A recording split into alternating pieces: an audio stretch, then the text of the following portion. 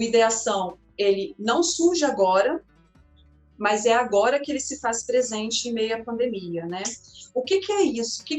Para que ele serve? Para que ele vem? O Ideação, ele reconhecendo que o professor já tem um trabalho muito legal na escola e considerando que o trabalho docente ele se faz, sim, em compartilhamento com os pares, sempre, né?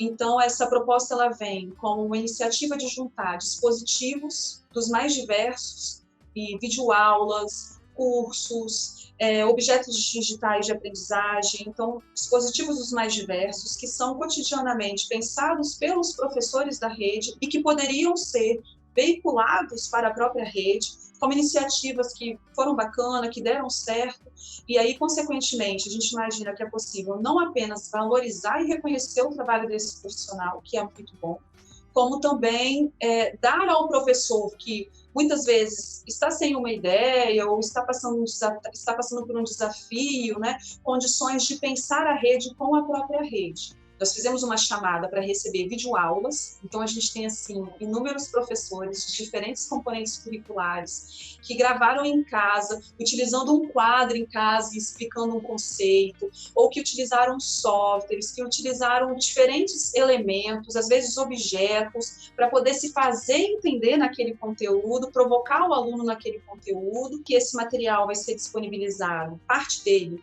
vai ser disponibilizado para ser um repositório para o próprio professor da rede hoje, que quando está ensinando movimento retilíneo, por exemplo, ele não tem um elemento audiovisual, mas ele pode contar com isso, então ele vai no repositório, ele tem lá de um colega da rede esse material e ele pode disponibilizar para os seus alunos. Então, quem é o nosso público final? O aluno. Né? O aluno, os nossos mais de 240 mil alunos, é o público final dessas produções. O Centro de Formação ele está junto, né, com a secretaria produzindo esse material. Esse material ele chega até o professor e o professor dá o trato pedagógico para ele, para que ele chegue até o aluno.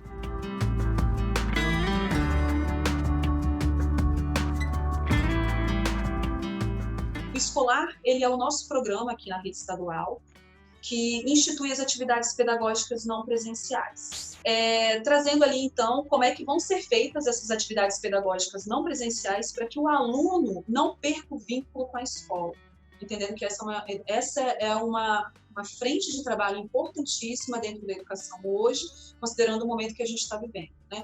E nós não estamos falando apenas de conteúdo de aprendizagens, a gente está falando de outras dimensões que são importantes para o desenvolvimento integral daquele aluno, daquele estudante, que precisam ser garantidos, né? E quando a gente fala de direito à educação, elas precisam ser sempre consideradas. Então, nessas atividades pedagógicas não presenciais, nós temos 3 canais de TV que são abertos. Somada a isso, a questão da disponibilidade, né, de um aplicativo de celular. Uma outra ação que a gente tem são as salas, as comunidades de aprendizagem que a gente usa o Google, né, o Google Sala de Aula. Então, a gente tem essas salas formadas, né, e a gente tem essas salas da escola, a escola tem as suas salas, as superintendências têm salas com essas escolas, e nós temos salas com os superintendentes e com as pessoas que a gente entende que são hoje os multiplicadores ou as pessoas centrais dessas ações.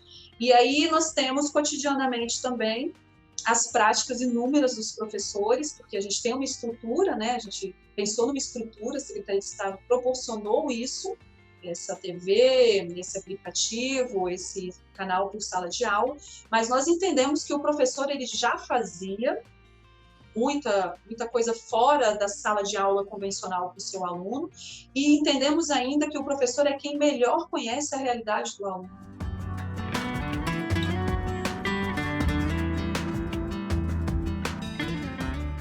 Nós pensamos numa maneira de regular, de alguma forma, né, todo esse movimento. O professor ele faz um formulário, ele preenche o formulário falando das suas atividades, a superintendência, por consequente, faz a mesma coisa, e aí dentro da unidade central a gente consegue retroalimentar esse processo, conhecendo o que está acontecendo lá na ponta e fazendo essa via de mão dupla que é importante para esse momento.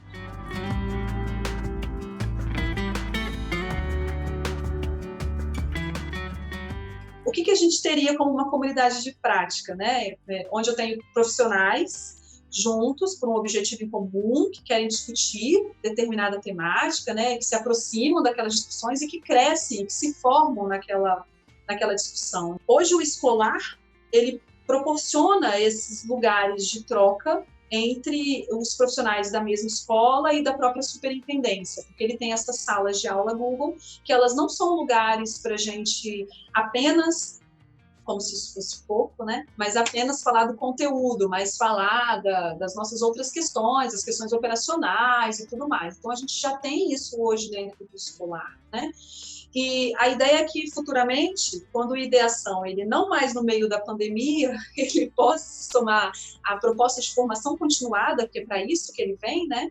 Ele possa ser o canal de comunicação também e de veiculação dessas possibilidades dos diferentes professores e de discussão, no sentido da reflexão, da ação, da reflexão, da própria prática, né? Então, quando a gente vai pegar os princípios da formação continuada, eles são muito próximos dos princípios que a gente defende, né? Como os ideais para as comunidades de prática, né? Então, eles estão muito juntinhos, a gente não desassociaria.